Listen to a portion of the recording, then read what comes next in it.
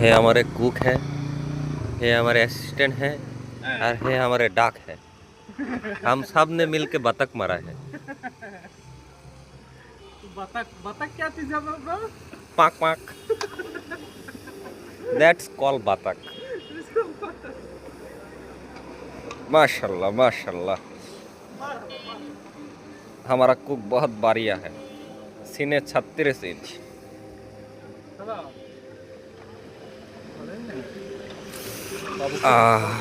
स्मेलটা অনেক সুন্দর।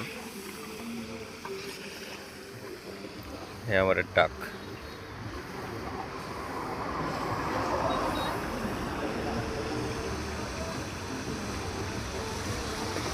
ভাই আপনি কিছু বলতে চান?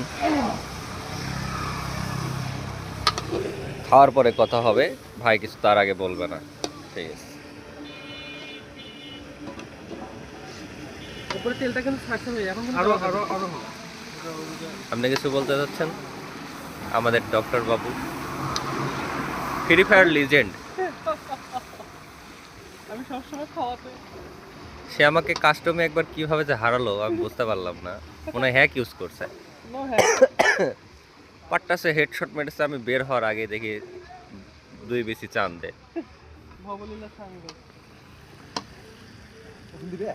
এখন না বাহ গোটা রসুন, এটাই তো পুষ্টি।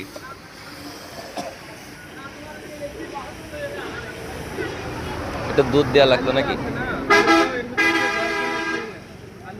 ভাই? এর মধ্যে কি একটু দুধ দেওয়া লাগতো নাকি?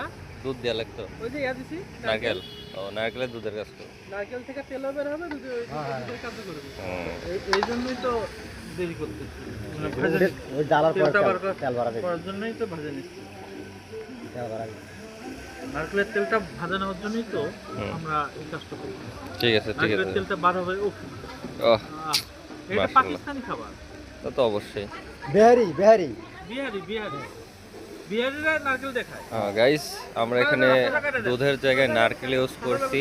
নারকেল থেকে অটোমেটিক যে কোকোনাট মিল্ক বলে ওটা বের হবে, সাথে একটা তেলও বের হবে।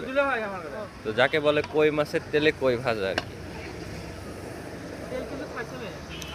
আমরা দেখতে হচ্ছে তেল ছাড়ছে এখানে। সুন্দর।